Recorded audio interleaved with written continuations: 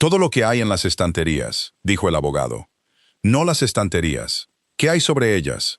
Vivian Wren no respondió de inmediato. Estaba mirando la tercera estantería desde la ventana. Allí estaba el Homero de su padre, entre su diccionario de italiano y una gramática. Él mismo la había encuadernado torcidamente en tela verde el año en que ella nació. «Esos son sus propios libros», dijo ella. «Están en las estanterías de la fundación, señorita Wren. En la sala de la fundación. Él los compró con su propio dinero en Canterbury, en la feria de San Miguel, a un hombre con una carretilla. Estoy seguro de que es verdad.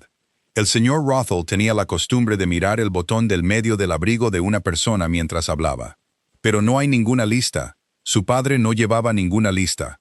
Lo que esté aquí el día de la venta se vende con la sala, y la sala debe ser desalojada para el viernes».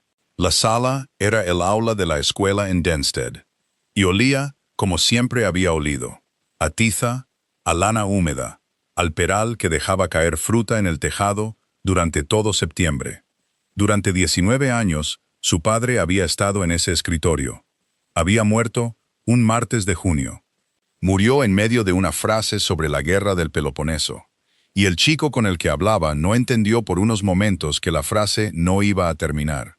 Había 41 personas en la sala, y ella los conocía a casi todos. 2 granjeros, el talabartero, 3 de los fideicomisarios, un tratante de Rochester con un cuaderno. El resto había venido porque una venta es una venta, y la cosecha ya estaba recogida. «Podría volver a comprarlos», dijo el abogado. «No hay nada que lo impida. Viven tenía 4 libras y 7 chelines en el mundo». «Sí», dijo ella, «gracias». Fue a situarse al fondo, junto a las perchas para abrigos. Estaban colocadas a baja altura para niños de 8 años, y mantuvo las manos quietas frente a ella. «Mantén las manos quietas», solía decir su padre, «y deja que terminen de decir lo que están diciendo. 9 de cada 10 veces se escucharán a sí mismos». El subastador era un hombre de Denstead llamado Occam, y lo estaba haciendo con amabilidad, lo que de alguna manera lo empeoraba. Vendió los pupitres, el mapa del mundo y el globo terráqueo. Luego llegó a los libros y los vendió estantería por estantería.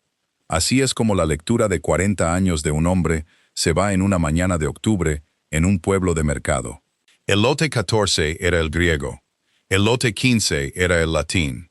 El lote 16 era la estantería con el nombre de su madre escrito en la portada de 2 de los volúmenes, con una caligrafía que Vivian había pasado toda su vida intentando recordar, pero nunca lo había logrado del todo. Se lo llevó el tratante de Rochester por 16 libras. Ella no lloró. Hacía mucho tiempo que había decidido que no lloraría, no en habitaciones donde otras personas pudieran contar la historia después. Lote 17, dijo el señor Occam. El italiano, damas y caballeros, y algo de francés. Un diccionario muy usado. Dante, 2 volúmenes. Tasso, un Petrarca. ¿Quién dice 10 chelines? Nadie dijo 10 chelines. El tratante de Rochester había perdido el interés. No hay dinero en el italiano en un pueblo de mercado de Kent. Entonces, una voz cerca de la ventana dijo, 12. El anciano caballero había estado en la sala durante 1 hora. Y nadie le había mirado 2 veces. Estaba sentado al final del segundo banco, con el sombrero en las rodillas. Tenía las manos cruzadas sobre el pomo de un bastón. Estaba erguido, de casi 70 años, con bastante pelo blanco. Llevaba un abrigo negro que había sido muy bien hecho hacía mucho tiempo. Los puños estaban dados la vuelta. Vivian se dio cuenta, porque ella misma había dado la vuelta a puños. Y es algo que solo puedes ver si lo has hecho. 12 chelines, dijo el señor Occam con alivio. Tengo 12. 15, dijo el señor Julius Padwick. El señor Padwick no quería los libros. Vivian lo entendió de inmediato. Y pensó que el anciano caballero también lo había entendido. Tenía 23 años. Era el hijo del fideicomisario principal. Y había estado de pie al frente toda la mañana sin nada que hacer. Las manos del anciano no se apartaron del pomo de su bastón. 16. 1 libra, dijo el señor Padwick. Hubo un pequeño sonido en la sala. No una risa. El sonido que viene justo antes. 1 libra y 1 chelín, dijo el anciano. Oh, vamos. El señor Padwick se dio la vuelta para que la sala pudiera beneficiarse de su rostro. Señor, no me gusta ser quien se lo diga, pero no hay vino en ellos. Son solo libros. El anciano caballero lo miró con leve atención. Le ruego me disculpe. Digo que no hay vino en ellos. Más alto y más lento, y dirigido hacia el fondo. No hay vino en ellos. Usted es Beckwith, ¿no es así? Mi padre dice que vendía clarete a medio condado antes de caer en desgracia. Oporto principalmente, dijo el anciano. Fue entonces cuando se rieron. Recorrió el aula de la misma manera que ocurre cuando 40 personas han estado sentadas en un banco duro desde las 9. El señor Padwick, al oírlo, hizo lo que hacen los jóvenes. Lo llevó más lejos. Hable más alto, señor. Hable más alto. No podemos oírle en absoluto. Se puso la mano detrás de la oreja, en forma de copa, y la mantuvo allí. ¿Es el oído o la memoria? Mi padre dice que lleva en la parroquia desde el día de la Anunciación, y nadie ha descubierto todavía dónde vive. El sombrero permaneció inmóvil sobre sus rodillas. 2 habitaciones, dijo, sobre la talabartería. Sobre la talabartería. El señor Padwick se rió con gran buen humor y se volvió hacia el subastador. 25 chelines, y que el caballero se quede con su Dante por 30, si puede encontrarlo. Y dijo la palabra Dante, como la dice un hombre que ha oído una palabra, pero nunca la ha leído. Dante 2 veces. La segunda vez, hizo una pequeña canción con ella para la sala. Vivian Wren oyó su propia voz antes de haber decidido usarla. «Puede encontrarlo», dijo ella. La sala se giró. Se dio cuenta de ello a lo lejos, como te das cuenta del tiempo. «Puede encontrarlo», dijo de nuevo. «Porque está en la segunda estantería, en la edición de Padua, con el 4º canto cortado. Y está pronunciando mal el nombre. Es Dante. 2 sílabas, y la primera tiene más peso». El rostro del señor Padwick hizo algo interesante. «Señorita Wren, mi padre le enseñó latín durante 4 años en esta sala». Ella estaba bastante tranquila. Más tarde le sorprendió lo tranquila que estaba. Él no le habría permitido decir mal el nombre de un hombre y reírse de ello en el mismo aliento. Ciertamente no le habría dejado gritar a un caballero que no ha hecho nada esta mañana, nada más que ofrecer 12 chelines por los poetas. Estoy seguro de que no quise decir nada. Quiso que se oyera. Lo dijo 2 veces. Lo miró fijamente. El señor Occam tiene una venta que terminar. Ofrezca o no. Ya no había ninguna risa, que es el silencio más ruidoso que un pueblo de mercado puede hacer. El fideicomisario principal miró al techo. Tenía la expresión de un hombre que lee una factura que no tiene intención de pagar. «Se ofrecen 25 chelines», dijo el señor Occam apresuradamente. «¿Alguna oferta sobre 25? 30, dijo el anciano. El señor Padwick mostró las palmas de las manos riendo y retrocedió entre la multitud. Y la multitud le dejó entrar y se apartó un poco de él al mismo tiempo. Denstead lo conocía desde que usaba pantalones cortos, y habían estado esperando que alguien lo dijera en voz alta. 30 chelines, 30 a la 1, 30 a las 2. El martillo cayó sobre la tabla, para el caballero junto a la ventana. Vivian salió por la puerta del patio antes del siguiente lote, porque sus manos por fin habían empezado a temblar. El peral había dejado caer la mitad de su fruta sobre las losas. Se quedó entre las avispas y el olor de la fruta bajo el tenue sol de octubre. Y se obligó a contar hasta 60. Llegó hasta 40. Señorita Wren. Él había salido por la misma puerta con el sombrero en una mano y el bastón en la otra, y los libros bajo el brazo en un trozo de arpillera. De cerca, era más viejo de lo que ella había pensado, y sus ojos eran de un marrón muy claro. Había algo en la forma de su rostro que no podía identificar. Aunque pensaría en ello muchas veces después. «Lo siento», dijo ella, «no debería haber hablado». «No», asintió el anciano, «fue muy imprudente. Se lo dirá a su padre, y su padre es fideicomisario. Y usted estará buscando un puesto antes de que acabe el mes». Lo dijo como quien comenta el tiempo. ¿Era ese el Dante de su padre? Era el que tenía el 4º canto cortado. Lo hizo él mismo con un abrecartas delante de toda la clase de cuarto. Dijo, «Un libro que nunca ha sido abierto. Es solo un mueble». «Bueno», dijo el anciano, Se cambió la arpillera al otro brazo. Le estoy agradecido, no por la defensa. Se han reído de mí en 4 países y estoy bastante acostumbrado. Por la pronunciación, se puso el sombrero. Buenos días, señorita Wren. Buenos días, señor. Se fue por el camino hacia la talabartería, lentamente, con su bastón. Ella lo vio irse y pensó, un comerciante de vinos caído en desgracia, con un abrigo cortado antes de la última lluvia. Comprando poetas italianos por 30 chelines que no puede permitirse. Estaba equivocada en casi todo. El aviso llegó el jueves, en buen papel, firmado por 3 fideicomisarios. El alojamiento del maestro eran 2 habitaciones y un fregadero. Estaban construidos contra el extremo de la escuela, y había sido su hogar desde que tenía 4 años. El nuevo maestro lo querría para el 10 de noviembre. No se pretendía ninguna crítica en absoluto. Lo leyó 2 veces, de pie. Luego lo dobló y lo puso detrás del reloj, que era donde su padre había puesto todo aquello en lo que no quería pensar. 4 libras y 7 chelines. 26 días. Bueno, ya lo has hecho, dijo la señora Pentlow.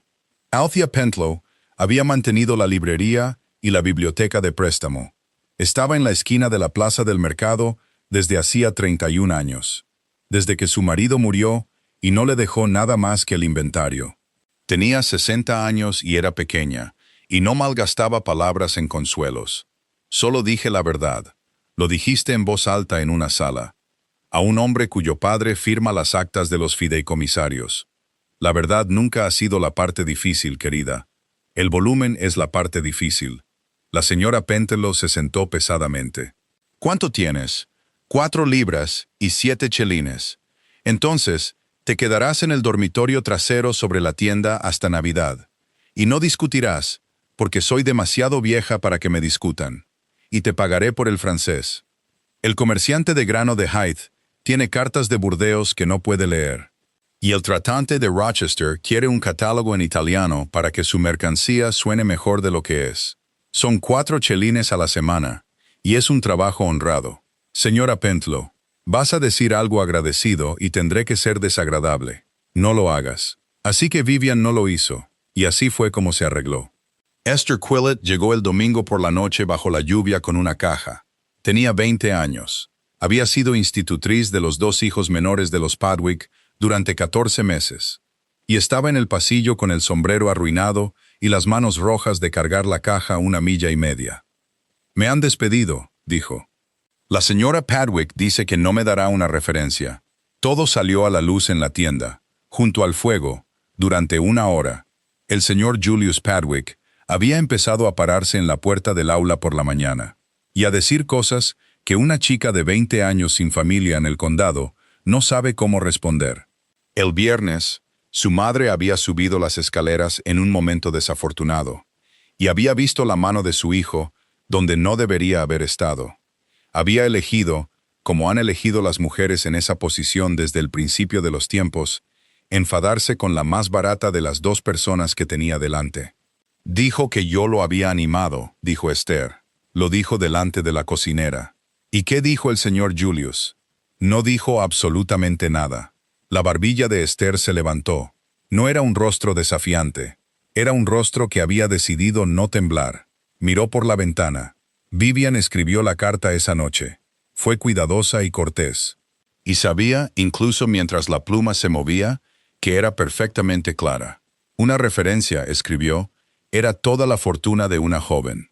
Y negársela era quitarle esa fortuna, por algo que le hicieron a ella, en lugar de algo que ella hizo.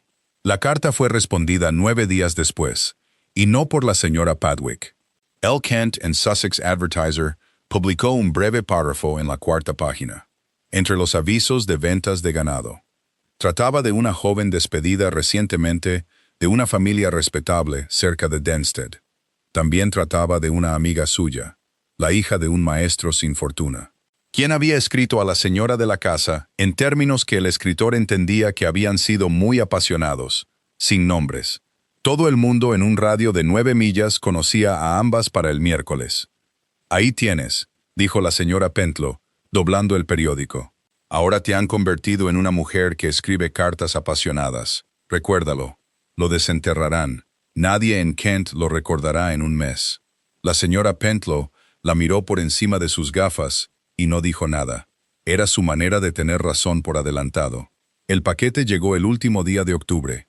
Estaba en el mostrador cuando Vivian bajó, envuelto en la misma arpillera que había visto sacar del patio de la escuela. Dentro estaba el diccionario de italiano de su padre. Las tapas estaban gastadas y blancas en las esquinas. Cada margen, de la A a la Z, estaba lleno de su letra pequeña, furiosa y discrepante. Había una nota en una escritura vertical y anticuada. Señora, decía, un libro que nunca ha sido abierto es solo un mueble. Este ha sido abierto mucho, y no por mí, y debería vivir donde vive la mano de los márgenes. Me he quedado con el Dante, que pretendo leer con mi desayuno, malamente. Atentamente, Beckwith, y luego, bajo su nombre, una línea más en italiano. Se quedó en la fría tienda con el pulgar en la página. Quien defiende a un anciano en público ya tiene más valor que todo el condado. El anciano había caminado a casa ese día con los poetas bajo el brazo. Había subido la escalera exterior sobre la talabartería y se había sentado sin quitarse el abrigo. Su nombre era Cornelius Beckwith y tenía 68 años. Se había ido a Nápoles a los 19 años con un baúl de muestras. Era el hijo menor de una familia de Kent con más tierras que dinero. Y se había quedado 40 años. Había hecho una fortuna moderada y perdido la mayor parte de ella el año en que llegaron los franceses. Había enterrado a una esposa allí y finalmente había vuelto a un país que había seguido adelante sin él. Su hermana se había casado con un duque. Eso era lo más extraño de su vida. Y nunca lo había creído del todo. Llevaba muerta 9 años. En lo que estaba pensando, sentado con su abrigo con las avispas en el patio de abajo, era en el febrero anterior. Había estado en Marshmere entonces. La esposa de su sobrino nieto yacía en el dormitorio amarillo con las contraventanas a medio cerrar, muriendo desde Navidad. Y todos en la casa lo sabían excepto las 2 personas a las que les concernía. Amelia, para Cornelius Beckwith, era Amelia Brantham, nacida en Nápoles sobre el puerto, cuyo padre le había vendido sus 3 primeras pipas de vino a crédito cuando nadie más en la ciudad lo hacía.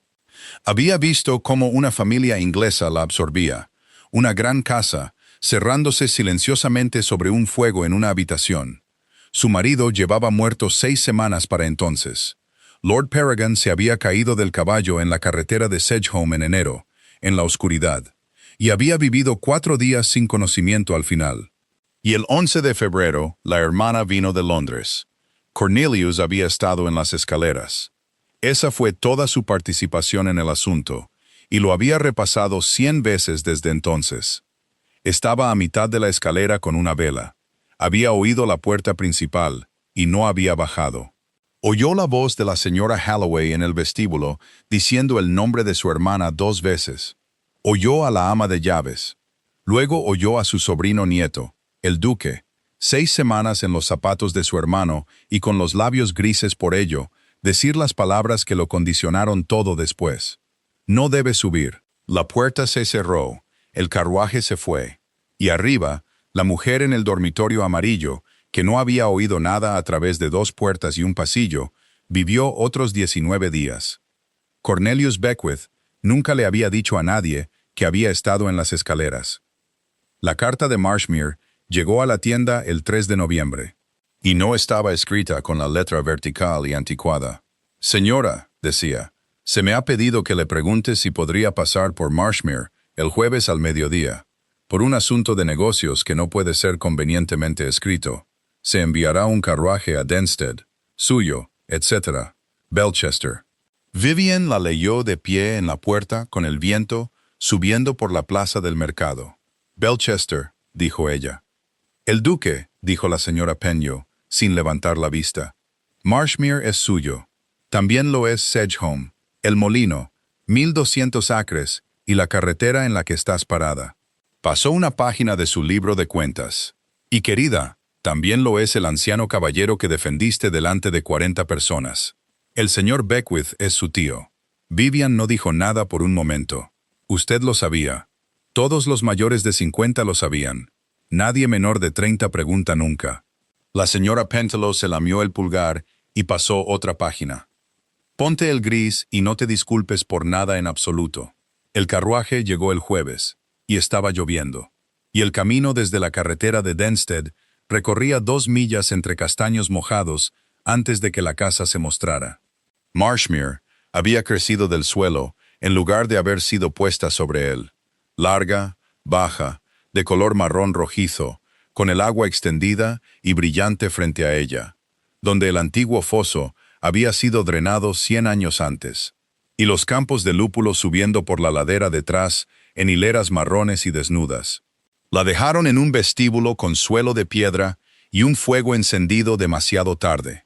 Y la dejaron allí 19 minutos según el reloj de pie. Vivian se quedó de pie. Había una silla y no la tomó. Porque una persona que está de pie cuando se abre una puerta ya ha decidido algo. Haremos una pausa muy breve. Si no quieres perderte nuevas historias, por favor, suscríbete al canal. Y mientras descansamos un momento, hay algo que queríamos contarte. Durante años, nos han pedido una historia más larga. Así que escribimos 3 novelas completas. Una familia, 26 años, una promesa. La trilogía de La promesa del duque, de Gary Piton. Y como muchos de ustedes escuchan en lugar de leer, los audiolibros completos vienen incluidos. Más de 24 horas con la misma voz que estás escuchando ahora mismo. Puedes conseguirlo exclusivamente en Timeless Love Books. Ahora, ponte cómodo. Nuestra historia nos espera. La puerta se abrió en el extremo del vestíbulo, y no era el duque. Era una niña. Tenía quizás 6 años, y había rodeado la puerta y se había detenido, sujetando el borde. La mirada que le dirigió a Vivian fue completamente directa, una mirada oscura sin nada de timidez. Su vestido negro había sido hecho para una niña más alta.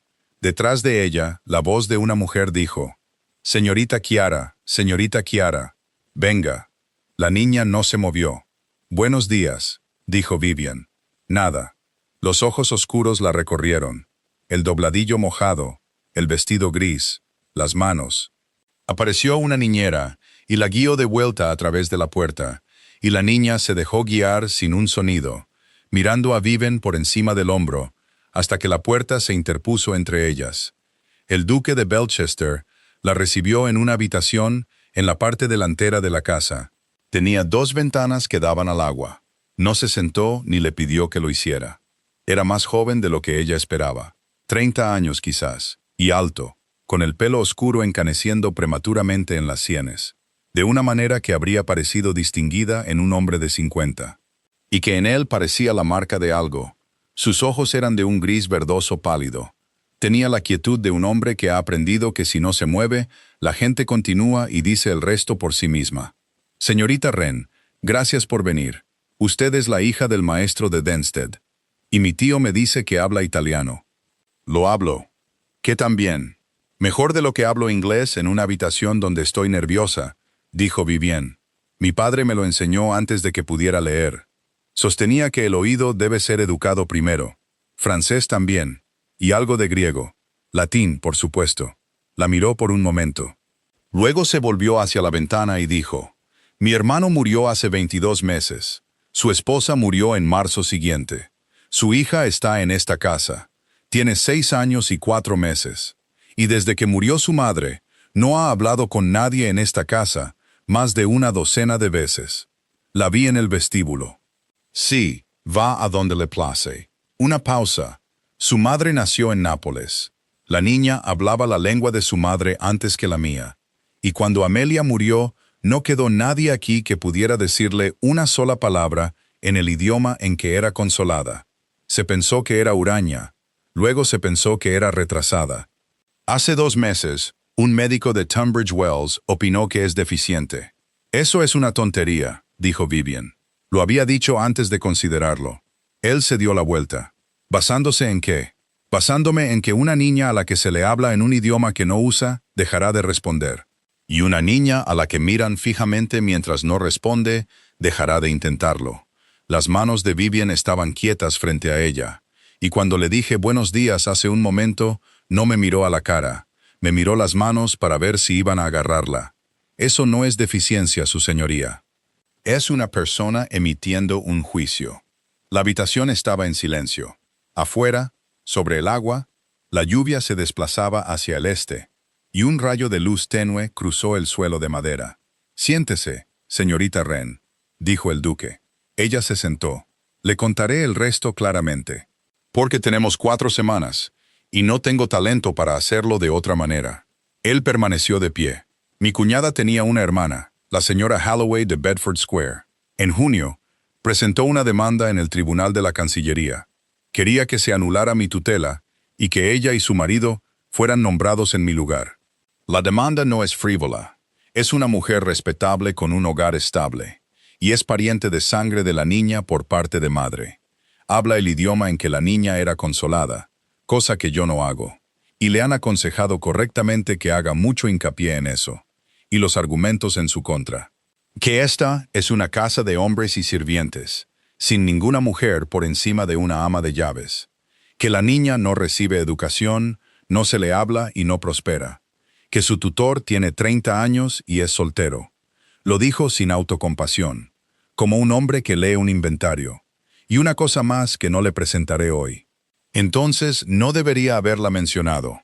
Algo sucedió en la comisura de su boca. No una sonrisa, casi. Un juez del Tribunal de la Cancillería vendrá el 9 de diciembre, para ver a la niña y a la casa, y para informar. Si su informe va en mi contra, mi sobrina será llevada a Bedford Square antes de Navidad. La miró. Mi abogado opina que la respuesta más segura que podemos dar en 4 semanas es una esposa. Vivian se quedó muy quieta. Entonces debería casarse. Su señoría, le estoy pidiendo que se case conmigo. El fuego se movió. En algún lugar por encima de ellos, débilmente, se cerró una puerta. «Usted no me conoce», dijo ella. «Sé que mi tío fue objeto de burla en un aula de Denstead, por un joven con un buen abrigo, y que de 41 personas en la sala, una se levantó. Sé lo que dijo, porque me lo repitió 2 veces, algo que nunca ha hecho con ninguna otra cosa en 12 años». La voz del duque no cambió.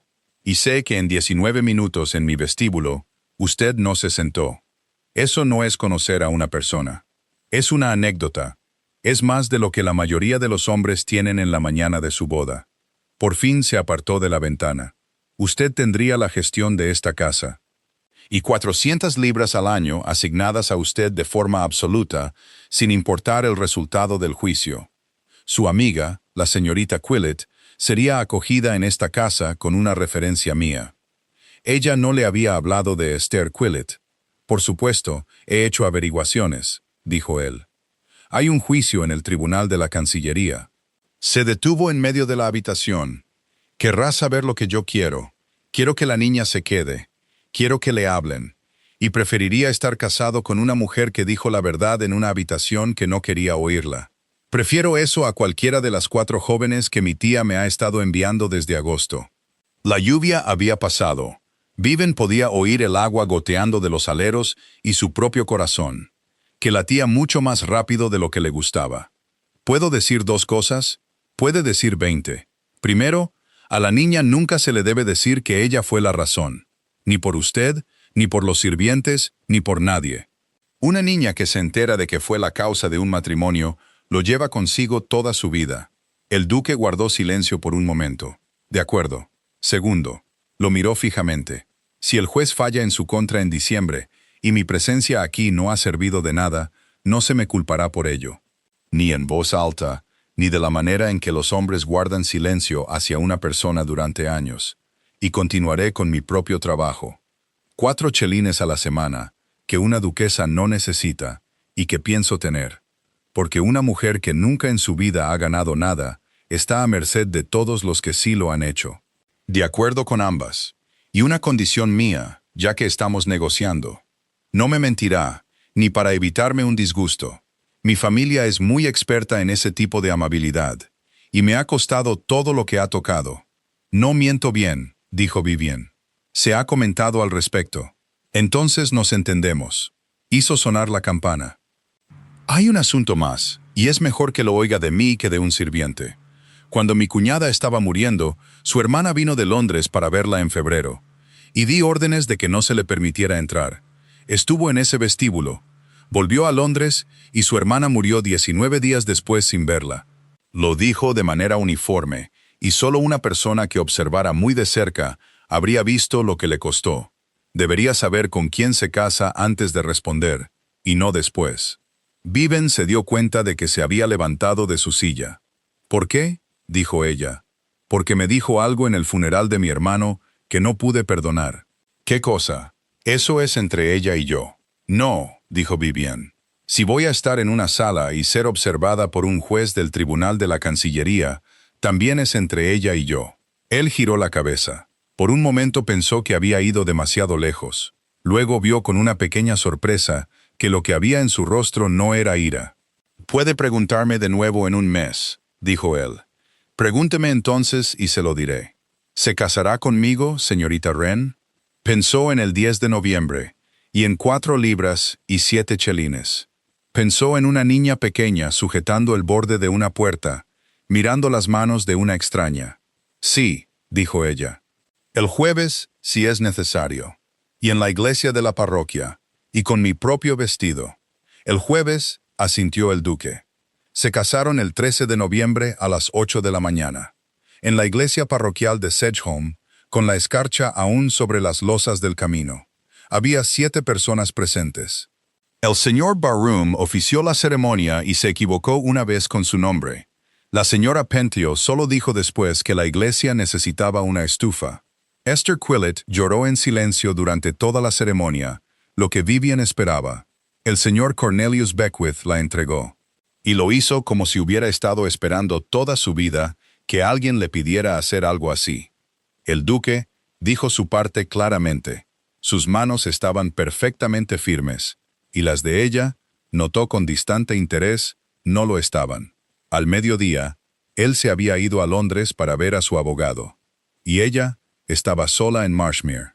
Con un jardín mojado, 40 habitaciones y un personal que ya había decidido sobre ella antes de que sus cajas subieran desde la entrada. Empezó por donde estaba.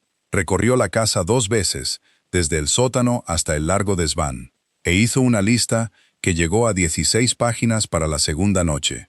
8 dormitorios tenían las contraventanas cerradas y las chimeneas sin limpiar. Las cuentas se llevaban con muy buena letra, honestas hasta el último céntimo, y frías. La señora Tarot tenía 50 años y había estado en Marshmere desde los 14.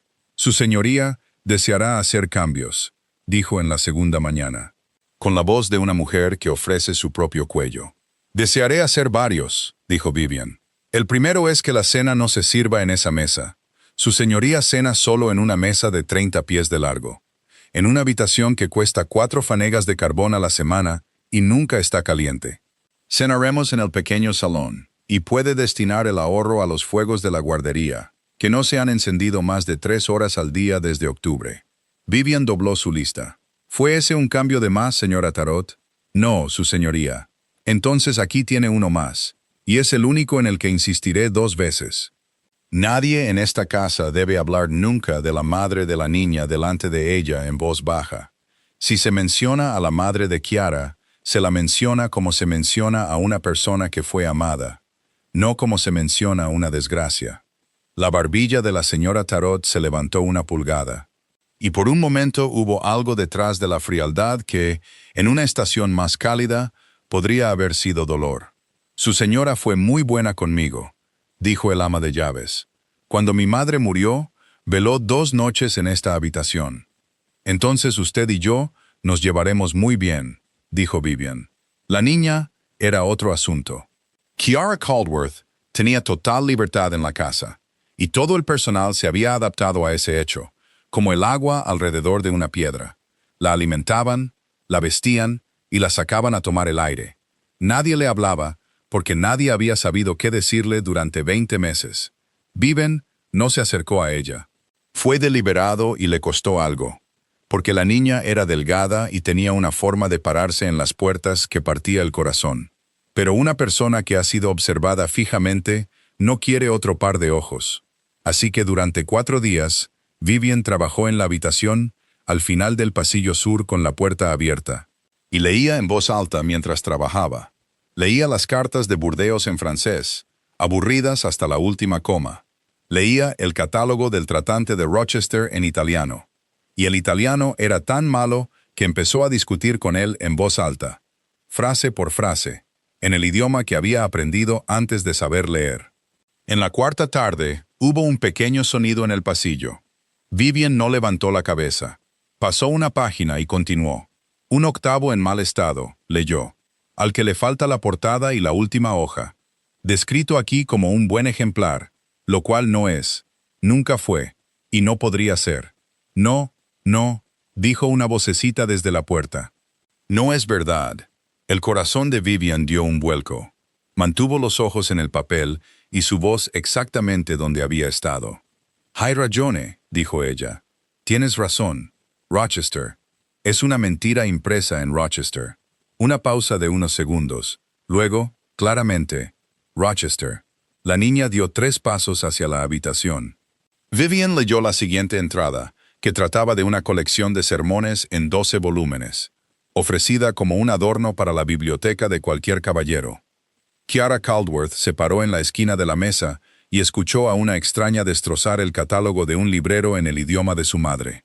Al final, dijo de repente, como si hubiera estado esperando detrás de sus dientes durante 20 meses. «Mamá decía que los libros feos hacen daño a los ojos. Tu madre tenía toda la razón», dijo Vivian en italiano, sin levantar la vista. «Siéntate y encontraremos el más feo de todo el catálogo, y seremos muy groseras con él juntas».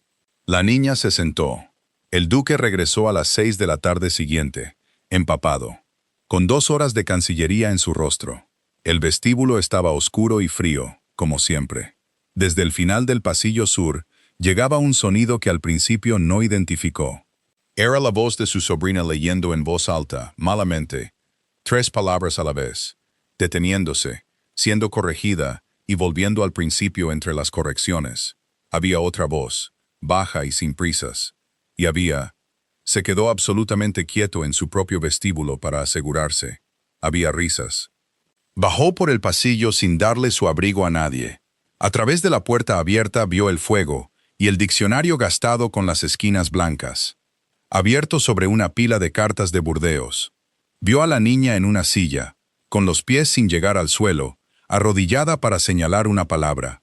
Vio a su esposa de 8 días con la mano plana sobre la página diciendo, «No, esa es más larga, escúchala». No entró. Cedric Caldworth había pasado toda su vida a las puertas de las habitaciones en las que quería estar, esperando para estar seguro de que no las arruinaría. Kiara lo vio primero. Se detuvo. Todo su pequeño cuerpo se detuvo como siempre lo hacía, y el aire de la habitación cambió. Y Vivian sintió el cambio recorrer el brazo de la niña donde descansaba contra su manga. «Zio», dijo la niña. «Tío». «Buenas noches», dijo el duque. Su voz no era del todo firme. «Les ruego me disculpen. No quise interrumpir». «No lo ha hecho», dijo Vivian. «Estamos en la 3ª página de un catálogo muy estúpido y necesitamos una opinión. Venga y siéntese, su señoría. Y díganos si una colección de sermones en 12 volúmenes es un adorno para la biblioteca de cualquier caballero».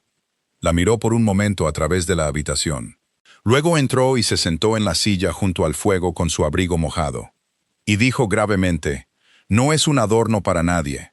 Mi abuelo compró 2 colecciones». Y Kiara Caldworth se rió a carcajadas, y el sonido recorrió el frío pasillo de esa casa como el agua, encontrando un cauce que había estado seco durante mucho tiempo. Noviembre continuó, y la casa comenzó muy lentamente a cambiar de opinión. Esther Quillett subió de Denstead el día 17, con una referencia de puño y letra del duque. Decía que la señorita Quillett había sido despedida por una acusación que su empleador no se había molestado en examinar. Que su señoría de Belchester la había examinado, y que no había encontrado nada en ella en absoluto. La señora Tarot la leyó 2 veces, y a la semana siguiente enviaba el buen carbón al aula sin que se lo pidieran. Kiara empezó a hablar. Llegó de golpe y no paró. Habló de la cocinera de Nápoles, y de un pájaro que su madre tenía en una jaula de mimbre en un balcón. Habló del ruido que hacía el mar contra el muro debajo de la casa, que según ella, era como papel rasgándose a lo lejos. Lo hizo todo en italiano. El inglés todavía no lo usaba, y Vivian no la presionó. Porque a una niña que sostiene una puerta cerrada con todo su peso, no se le puede pedir que abra otra. Cornelius Beckwith subía desde las habitaciones de la talabartería 2 veces por semana. Al principio porque se lo pedían, y luego porque le habían puesto un sitio. Él observaba, ese era su oficio. Un hombre que ha pasado 40 años vendiendo vino a gente que se cree superior a él, aprende a observar una habitación. Observó a su sobrino nieto bajar al pequeño salón a las 7, en lugar de a las 8, y detenerse junto a la puerta del aula, y luego, en la segunda semana, entrar. Y observó ese rostro cuando la chica de Denstead entraba en una habitación, que era, según Cornelius, el rostro más interesante de Kent, precisamente porque no hacía absolutamente nada. Cuando el juez haya venido y se haya ido, dijo una noche en la biblioteca, y el asunto se decida de una manera u otra. ¿Qué pasará entonces? El duque no respondió. Más allá de las contraventanas, el viento soplaba a través de los campos de lúpulo, y los alambres cantaban como lo hacen en noviembre. Un sonido agudo y continuo, como si la casa lo estuviera haciendo en sueños. Eso es lo que pensaba, dijo Cornelius. Se fue a casa en el carruaje que había rechazado 4 veces, y pensó en enero. Había estado en la ventana del dormitorio amarillo 3 semanas antes de que llegara la hermana. Cuando Amelia puso su mano en la nuca de su sobrino nieto y dijo en inglés, con toda claridad, «Prométemelo». Cornelius nunca supo qué era. Había vivido lo suficiente para saber que una promesa hecha a una mujer moribunda es el artículo más pesado que un hombre puede llevar. Los hombres que las llevan no las dejan para explicarse en un tribunal. El señor Alberton bajó de Lincoln's Inn el 2 de diciembre y repasó el asunto con Vivian. El juez vendría el día 9. Vería a la niña cenar, observaría, no diría casi nada, y después escribiría 40 páginas que nadie en la casa leería jamás. Y está el párrafo en el periódico del condado, dijo el abogado. La otra parte lo tiene. De la señorita Quillett, solo debería decir que vino con su personal. No, dijo Vivian. Si un juez del Tribunal de la Cancillería me pregunta por qué la señorita Quillett está en esta casa, le diré precisamente por qué. Se me pide que demuestre que este es un hogar adecuado para una niña que ha sido rechazada por todos. No lo haré fingiendo que nosotros rechazamos a la gente.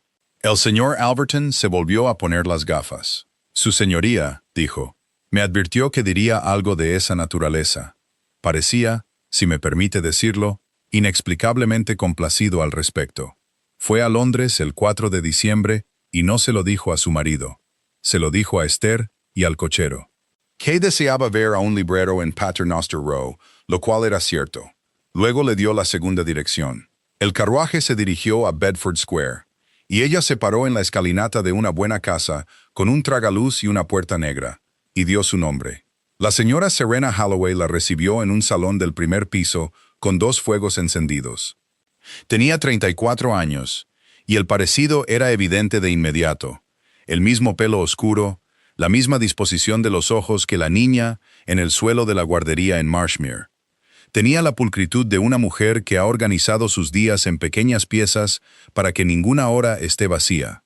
Su señoría. La reverencia fue exactamente correcta. Esto es irregular. Lo es. Vine sin el conocimiento de mi marido. Y se lo diré esta noche. Pensé que antes de que 9 caballeros con pelucas nos digan lo que cada uno piensa, podríamos averiguarlo por nosotras mismas. ¡Qué directa! Es usted más joven de lo que me dijeron. Tengo 22 años y soy hija de un maestro. No tengo nada en contra de eso. Mi padre vendía vino. Se sentó y se arregló la falda. Mi disputa es con un hombre que se paró en un vestíbulo y no me dejó subir una escalera. Sé que lo hizo, dijo Vivian. Me lo dijo él mismo antes de que lo aceptara. Nadie lo obligó. Eso caló. Vivian vio cómo calaba, y vio a la mujer de enfrente tomar aire y guardárselo en algún lugar. Entonces se ha vuelto honesto, dijo la señora Holloway. Es tarde para eso. En la repisa de la chimenea detrás de ella, había dos miniaturas en un marco doble, un niño y un niño más pequeño, pintados en el mismo año y en la misma silla. 15 y 4, dijo la señora Holloway sin volverse. Fue la escarlatina. En la primavera del año en que mi hermana se casó, hace 9 años. Puede preguntar por ellos. Todo el mundo mira y nadie pregunta, y preferiría con mucho que me preguntaran. ¿Cómo se llamaban? Las manos de la mujer, cruzadas en su regazo, se apretaron una vez y luego se quedaron quietas. Gracias, dijo. Matthew y Amos, como su abuelo. Kiara está hablando, dijo Vivian. No lo había hecho más de una docena de veces desde marzo del año pasado. Habla italiano todo el día y ha empezado a cantar. Habla de un pájaro en una jaula en un balcón y del mar contra el muro de la casa. Esa era nuestra casa. La voz de la señora Holloway se había ido a otro lugar. El pájaro se llamaba Fringuello, que no es un nombre, es solo lo que era. Mi hermana era 6 años mayor que yo. Me enseñó a leer en ese balcón. Entonces venga a verla. No. La palabra salió rápida y dura. Me está pidiendo que agradezca una visita a la hija de mi hermana en la guardería de otra mujer. 3 semanas antes de que un juez informe sobre si soy apta para tenerla, fue a la ventana. He enterrado a 2 hijos, su señoría. Cuando la tercera persona en el mundo que me pertenecía estaba a 2 millas de distancia y muriendo, estuve en ese vestíbulo en Kent durante 11 minutos. Y me dijeron que me fuera a casa y me fui a casa. No permitiré que esa familia me diga nada más. Se equivocó, dijo Vivian.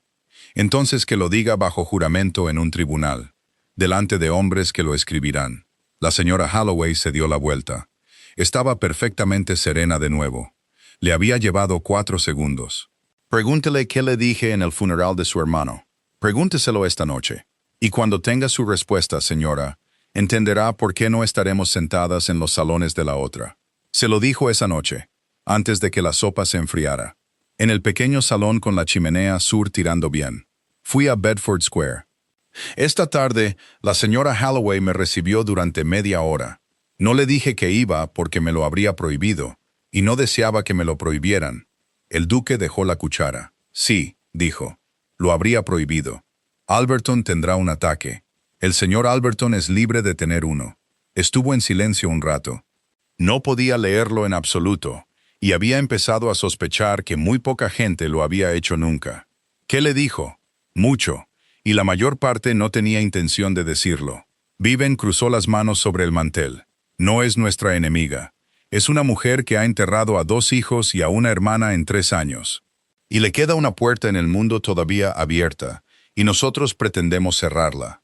Si fuera un hombre, la llamarían firme. Como es una mujer, su abogado la llamará vengativa en enero.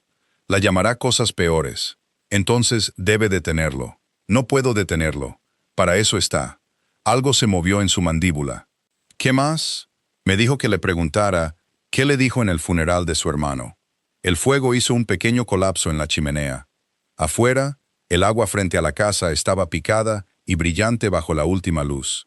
El duque se levantó. «Traiga su vela», dijo. Lo siguió por las escaleras y a lo largo del pasillo este, que ella había recorrido una docena de veces con su lista y nunca había visto a nadie más recorrer. Se detuvo en una puerta cerca del final. No estaba cerrada con llave, simplemente no se había abierto. El dormitorio amarillo olía a hollín frío y a lavanda que había estado guardada demasiado tiempo. Había sábanas protectoras sobre todo. La cama estaba deshecha, las contraventanas estaban cerradas, y en la repisa de la chimenea había una jaula de mimbre para pájaros, vacía, con la puertecita abierta. «Murió aquí», dijo él. «El 2 de marzo, sobre las 4 de la mañana. Yo estaba en esta habitación. Su hermana estaba en Bedford Square, habiendo sido expulsada de mi casa 19 días antes por mí, en el vestíbulo en el que usted estuvo. Ya me lo dijo. Le dije el hecho. Puso su vela en la repisa junto a la jaula. El hecho no es la cosa. Cualquier abogado puede manejar un hecho. Se paró en medio de los muebles cubiertos con las manos a los costados. En el funeral de mi hermano en enero, subió por el camino de la iglesia, me agarró de la manga y dijo, «Deberías haber sido tú». Dijo, él valía 10 como tú, y cada alma en este condado lo sabe, y Dios ha cometido un error. Y luego entró en la iglesia y se sentó con mi cuñada, y le tomó la mano durante 2 horas. Esa era la verdad sobre ella, y nunca he podido hacer que las dos mitades encajen. Estaba loca de dolor. Sí, lo dijo sin ningún tipo de suavidad. Y tenía razón. No tenía razón. Peregrine valía 10 como yo. Dijo el nombre de su hermano, como un hombre que deja algo pesado que ha llevado durante mucho tiempo. Todo lo que hago, lo hago al segundo intento y lo hago correctamente. Y la gente está agradecida y no le gusto. Él hacía todo a la primera y se equivocaba en la mitad. Y la gente se habría tirado al agua por él. Cuando mi padre murió, los inquilinos vinieron a mí porque estaban obligados. Vinieron a él porque querían. Y así, el 11 de febrero, te paraste en tu vestíbulo y no la dejaste subir las escaleras. Sí, por lo que dijo en enero. Eso es lo que me he dicho a mí mismo durante 22 meses. Y es verdad. Y no es toda la verdad. Giró la cabeza hacia la ventana con las contraventanas cerradas. Hay otra parte, y es la parte que no permitiré que mi abogado use. Es de mi propiedad, y tengo la intención de conservarla. Vivian esperó. Estaba aprendiendo que con él, la espera hacía el trabajo. En enero, dijo, en esta habitación, Amelia me pidió algo, y le di mi palabra. Estaba avergonzada de en lo que se había convertido, y tenía un horror, un verdadero horror. La enloquecía, de ser vista por cualquiera que la hubiera conocido cuando estaba bien. Me hizo prometer que nadie de antes subiría estas escaleras. Nadie. Nombró a su hermana primero. La lluvia golpeaba las contraventanas. Lo prometiste, lo prometí, y cuando llegó el carruaje el 11 de febrero, cumplí mi palabra. Su voz no se alzó en absoluto, y me alegré. Esa es la parte. Me paré en mi propio vestíbulo y le dije a una mujer afligida que no podía subir, y tenía una razón perfectamente buena en mi boca, y por debajo de ella me alegré. Así que no me diga que me equivoqué, y no deje que mi abogado lo llame misericordia. Fui obediente a una mujer moribunda, y me complació serlo, y esos son 2 hombres diferentes, y ambos estaban en ese vestíbulo. Vivian se dio cuenta de que había puesto la mano en la esquina de una sábana protectora. ¿Le has contado eso a alguien? No. Alverton tendría la promesa en una declaración jurada para el viernes, y la habría convertido en un escudo para enero. Y no es un escudo, es algo que hice con mis manos. La miró por fin. Dijo que no mentía bien. Yo tampoco, y ha sido caro, y estoy cansado de pagarlo en la oscuridad. Hubo un largo momento en la fría habitación con los muebles cubiertos entre ellos. Entonces no lo usaremos, dijo Vivian. No lo usaremos. Y en enero la llevarán a Bedford Square, y serán amables con ella, y olvidará a qué huele esta casa en un año. Tiene 6 años. Se detuvo. Fue la única vez que oyó quebrarse su voz. Ha empezado a ser feliz en la última quincena. Lo he visto suceder. No sabía que una persona pudiera tener tanto miedo de algo bueno. Ella cruzó la habitación hacia él. No lo tocó. Ya había entendido que no había sido tocado de la manera en que se toca a la gente en mucho tiempo. «Cedric», dijo ella. Él la miró como si el sonido viniera de otro lugar. «Es la primera vez que lo usas». «Lo sé». Lo estaba guardando para una habitación donde se necesitara. Le sostuvo la mirada. «Escúchame. Hace 2 inviernos, le cerraste una puerta a una mujer, y has estado parado en ese vestíbulo desde entonces. Y mientras estés ahí, no eres de ninguna utilidad para la niña de arriba. El juez viene el lunes. El lunes, te quiero en tu propia mesa con tu sobrina a tu lado, y no te quiero en la puerta de la habitación. ¿Me entiendes? Te pareces mucho a tu padre, imagino», dijo él. Él era mucho más rudo. Algo se movió en la comisura de su boca. El casi, y esta vez un poco más que el casi. Salieron y dejaron la vela encendida. Y ninguno de los dos se dio cuenta hasta la mañana siguiente de que la puerta del dormitorio amarillo había quedado, por primera vez desde que Amelia murió, abierta. El juez Winterlow bajó de Londres el día 9 en un coche de alquiler y se quedó 6 horas. Era un hombre corpulento, apacible y de hablar pausado, de 60 años, con una mancha de tinta en el segundo dedo de su mano derecha, y llevaba 19 años haciendo esto. Pidió ver la guardería primero. Miró los libros del aula y el cuaderno de caligrafía, y la gramática con dibujos comprada en Paternoster Row, y la dejó sin hacer ningún comentario. A las 2:45, se sentó con Vivian en la biblioteca. Su señoría, estoy obligado a preguntar sobre un párrafo en un periódico del 25 de octubre. Sí, me gustaría explicarlo. Lo había pensado durante 6 días, y había decidido decir la verdad con las menos palabras posibles. Una joven de 20 años fue despedida sin una referencia, porque el hijo de la casa no podía mantener las manos quietas, y a su madre le resultó más barato enfadarse con la chica. Escribí y le pedí a esa señora que lo reconsiderara. Mi carta no fue respondida. Un caballero del vecindario puso un párrafo en el periódico en su lugar. La señorita Quillett está arriba. Le enseña a mi sobrina las letras a las 10 cada mañana.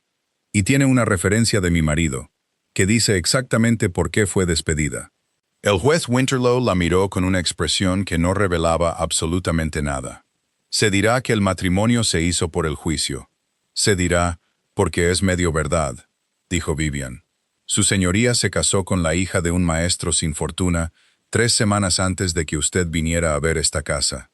Solo le pediría que se diera cuenta de lo que podría haber hecho en su lugar. Hay 4 jóvenes en este condado que lo habrían aceptado de inmediato, y cualquiera de ellas habría dado una respuesta más bonita a su informe que yo. Yo mismo se lo pregunté, dijo el juez Winterlow. Dijo que había visto a una mujer levantarse en una sala con 40 personas. Lo hizo por un anciano, por el que nadie pensaba que valiera la pena molestarse. Dijo que preferiría perder el juicio con ella en la casa que ganarlo con cualquier otra persona. Sacó su reloj. Cenaré a las 4, su señoría, si le parece bien. Cenaron a las 4 en el pequeño salón, porque Vivian no quería que se abriera el gran comedor para un hombre que venía a ver cómo vivían. Kiara se sentó a la mesa. Esa había sido la decisión de Vivian, y casi fue una mala decisión. Porque la niña no dijo nada durante el primer cuarto de hora y observó las manos del extraño todo el tiempo. Entonces el juez Winterlow, que tenía nietos, comentó a nadie en particular que nunca en su vida había podido encontrar Kent en un mapa. Kiara dejó la cuchara. «Esta es mi casa», dijo en inglés. De forma plana, clara, con la voz de una persona que pone una carta sobre la mesa. Nadie se movió excepto el duque, que se tapó la boca con la mano por un momento. Como hace un hombre que ha sido sorprendido en compañía. El juez Winterlow dijo gravemente que se alegraba mucho de oírlo, y preguntó si la casa tenía un bote. Kiara dijo que tenía un bote, pero que tenía una fuga, y la conversación continuó con toda normalidad a partir de ahí. Y Vivian no se atrevió a comer durante varios minutos. El juez se fue a las 6, cortés, y no dio ninguna opinión. La carta salió del dormitorio amarillo 4 días después. La puerta había permanecido abierta. Nadie había dado una orden al respecto. Las criadas simplemente empezaron a entrar, y las contraventanas se abrieron y las sábanas protectoras se quitaron.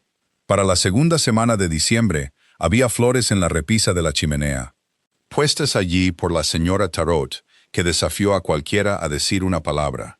Kiara entró el sábado, sola, y salió con un libro. «El libro de la mamá», dijo ella, y lo puso sobre la mesa de Vivian con ambas manos. Era un Petrarca encuadernado en verde con el lomo roto. La carta estaba doblada entre la última hoja y la tapa. Estaba en italiano, con una letra pequeña e inclinada, y nunca había sido enviada. Tenía fecha del 14 de febrero. «Serena mía», comenzaba. Su hermana había oído el carruaje. Eso era lo primero que decía. Había oído las ruedas sobre la grava, y había sabido de quién eran.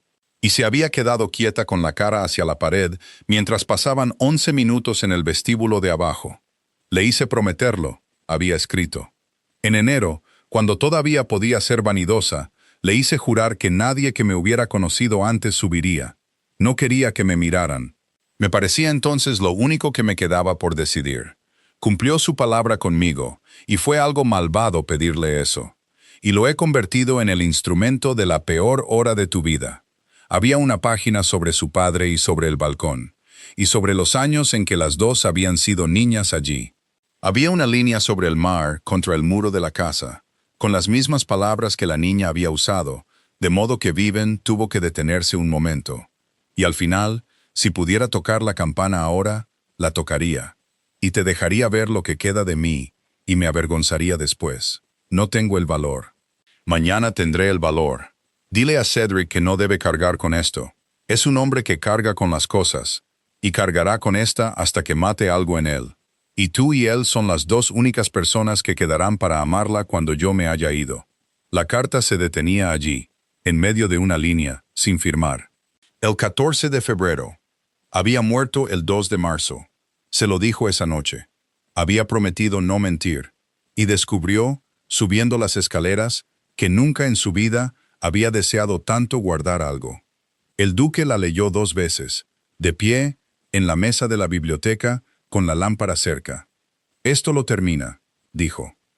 Sí, Alverton debe tenerla el lunes. Jurada, traducida, presentada. Hablaba rápidamente, cosa que nunca hacía. Es su propia letra, fechada 3 semanas antes de morir. Pone todo febrero donde corresponde. Ella lo pidió, yo obedecí, y el caso de su hermana es un dolor, no un agravio. La demanda será desestimada a finales de enero, y Kiara se queda en esta casa. Hará todo eso, asintió Vivian. Entonces, ¿por qué me miras de esa manera? Porque no está dirigida al señor Alverton, y no está dirigida a un juez del Tribunal de la Cancillería, y no está dirigida a usted. Puso la mano sobre las hojas con mucha suavidad y no las quitó. Dice Serena mía, ha estado en un libro desde febrero del año pasado, esperando. Es lo último que su hermana tendrá de ella. Y usted propone dársela primero a 9 hombres con pelucas. Propongo quedarme con la niña. Sé que preferirías que la perdiera por delicadeza. Preferiría que no empezaras como siempre empieza tu familia, dijo Vivian. Me dijiste en la habitación amarilla que estabas cansado de pagar en la oscuridad. Esta es la misma moneda, Cedric. Si ponemos esa carta en una declaración jurada, ganamos en enero. Serena Holloway oye la voz de su hermana por primera vez en 2 años, leída por un secretario en su contra, y Kiara crecerá en una casa que hizo eso, y lo descubrirá. Siempre lo descubren. Se paró con ambas manos sobre la mesa. Entonces, ¿qué harías tú? No lo he decidido, dijo Vivian. Pero sé que es mi decisión, porque una niña de 6 años la puso en mis manos con las suyas, y tengo la intención de tomarme un tiempo para pensarlo. El baile de suscripción de la caballería se celebró el 18 de diciembre, en los salones de actos sobre el mercado de granos. Era el último antes de Navidad, y todos vinieron. Vivian no tenía intención de ir.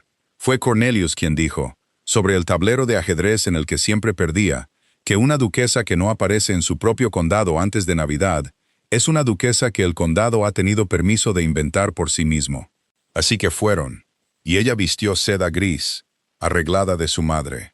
La señora Holloway estaba junto a la segunda ventana cuando entraron, de azul oscuro, con la señora Padwick a su lado. Esa fue la parte de la noche que Vivian no había previsto, y lo vio todo en 4 segundos. Los Padwick habían descubierto que la mujer que demandaba al duque de Belchester era la tía de su pupila, y habían escrito a Bedford Square ofreciendo una cama, un carruaje y todos sus conocidos en el condado. Serena Holloway estaba siendo paseada por un salón de baile rural como un trofeo. Por una mujer que conocía desde hacía 15 días. Hacia la medianoche, la señora Padwick hizo su jugada en la puerta del salón de té, con 9 personas al alcance del oído, cada una de ellas elegida. Su señoría. Una reverencia de la profundidad exacta. ¡Qué bien se la ve! Me preguntaba si la veríamos después del desagradable incidente en el periódico. Es una lástima cuando una joven sin experiencia defiende la causa de una persona de la que no sabe absolutamente nada. La señorita Quillett estuvo 14 meses en su casa, dijo Vivian. Yo llamaría a eso saber algo. Querida, es usted muy apasionada. Me han dicho que escribo cartas apasionadas. Señora, nunca me han dicho que algo en ellas fuera falso. Lo dijo amablemente, con una voz que no llegó más lejos de lo necesario. Su hijo está detrás de usted. ¿Le preguntamos? La sala hizo lo que hacen las salas. Nadie miró a Julius Padwick en absoluto. Y en un salón de baile, eso es una forma de señalar. Él examinó la alfombra, y el rostro de su madre pasó por algo en muy poco tiempo, Y Vivian vio, sin ningún placer, lo que había debajo. Ella lo sabía. La señora Padwick sabía lo que era su hijo, desde que tenía 15 años. Y había pasado 9 años organizando el condado para que nunca tuviera que decirse en voz alta.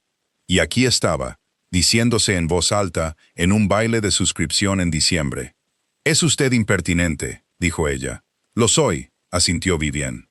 «Buenas noches, señora». Se dio la vuelta y Serena Holloway estaba a 3 pies de distancia, con su abanico cerrado en la mano, y lo había oído todo. «Señora Holloway, ¿quiere venir a sentarse conmigo 10 minutos?» Encontraron el pequeño salón detrás de la sala de cartas, donde el fuego se había apagado y 2 velas ardían en la repisa de la chimenea. Vivian cerró la puerta.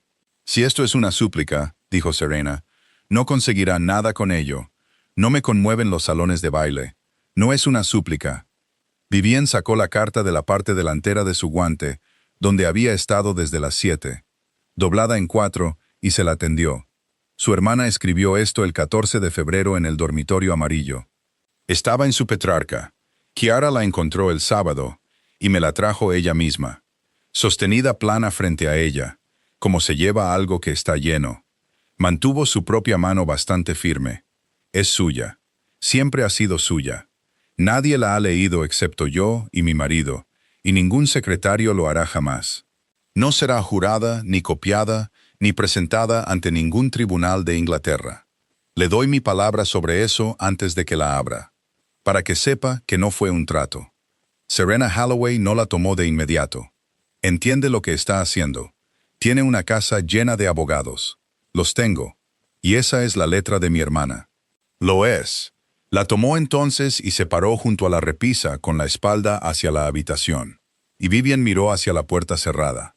Porque hay cosas que una persona no debería ser observada haciendo. Llevó mucho tiempo. Vivian mantuvo los ojos en la puerta. Detrás de ella, el papel se volteó y se volvió a voltear. Y se leyó de nuevo desde el principio. Ella no se movió. De todo lo que había hecho desde octubre, esto le parecía lo único que no tendría que explicar a nadie después. «Oí el carruaje», dijo Serena por fin. «Sí, estuve en ese vestíbulo durante 11 minutos. He pensado en ello cada noche durante 22 meses. Y pensado, está a 2 puertas de distancia y no sabe que estoy aquí, y nunca se lo dirán». El papel hizo un pequeño sonido en sus manos. Ella lo sabía. Estaba allí arriba, escuchando las ruedas. Le hizo prometerlo en enero. Lo dice ahí. Dice que fue algo malvado de pedir. Sé lo que dice. Sé leer. Salió con rabia. Y entonces su rostro se rompió de repente, como se derrumba un muro. «Me llama Serena mía. Nadie me ha llamado así desde marzo del año pasado. No queda nadie en el mundo que diga mi nombre en ese idioma». Se sentó en una silla dura junto a la chimenea fría, con la carta de su hermana abierta sobre las rodillas, y lloró como lloran las mujeres que han organizado sus días en pequeñas piezas, precisamente para que esto no pueda suceder. Vivian se sentó a su lado y no dijo absolutamente nada. Fue allí donde el duque las encontró mucho tiempo después. Se detuvo justo dentro de la puerta, y Serena Holloway levantó la cabeza y lo miró con el rostro destrozado. Y no se molestó en ocultarlo. «Bueno», dijo ella, «¿ha venido a que lo perdonen? ¿No?»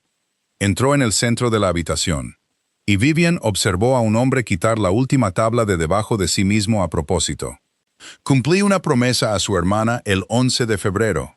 Eso es cierto, y mi abogado nunca ha sido informado de ello, y no es por eso que lo hice. Podría haberle dicho en ese vestíbulo en una frase que ella misma lo había prohibido. Y usted se habría ido a casa con dolor en lugar de con rabia.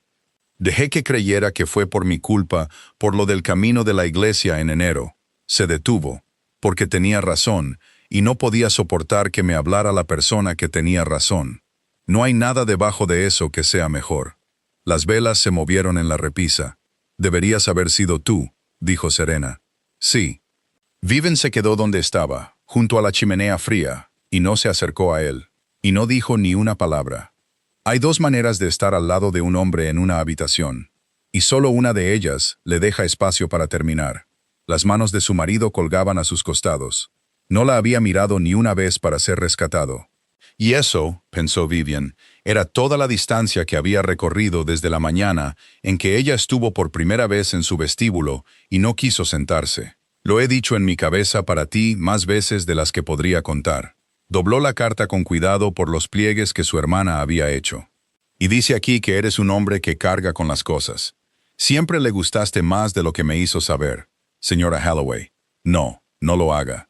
Se levantó, serena de nuevo, y le había llevado bastante más de 4 segundos esta vez. Escribiré a mi abogado por la mañana y le daré instrucciones de retirar la demanda. No por usted.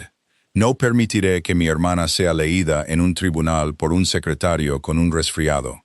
Y eso es lo que habría pasado en enero, y los 3 lo sabemos. Gracias, dijo el duque. Puede agradecérselo a su esposa. La tenía en su guante y me la dio primero. Serena miró a Viven por un largo momento. Es usted muy joven y acaba de regalar la única carta de la baraja. Todavía no sé si es una tonta. Yo tampoco, dijo Vivian. Me lo dirá en Pascua. ¿En Pascua? Vendrá a Marshmere en Pascua y se quedará 15 días. Y hablará con su sobrina en el idioma en que era consolada. Cuéntele sobre el balcón y el puerto y el mar contra el muro. Tiene toda una madre que nadie en Kent puede darle. Viven se levantó. Y en agosto irá a Bedford Square por un mes. Y cada agosto después, hasta que tenga edad para decidir por sí misma. No es una oferta hecha en un salón de baile. Se escribirá y mi marido lo firmará. Y yo también. Serena Halloway miró al duque. Ha sido así desde el principio, dijo él. Uno se acostumbra. El anciano estaba en las escaleras cuando salieron, con su sombrero en la mano en el rellano sobre el vestíbulo, donde podía oír una puerta y no ser visto. Cornelius Beckwith había aprendido a lo largo de 68 años que estar en las escaleras es un mal lugar para pasar la vida. Las bajó. Señora, le dijo a Serena Halloway, le vendí vino a su padre durante 30 años, y me engañó 2 veces, y nunca he disfrutado más de la compañía de nadie. ¿Puedo acompañarla a cenar? Tienen un negus muy mediocre, y pienso quejarme de ello en 2 idiomas. La demanda fue retirada el 14 de enero de mutuo acuerdo.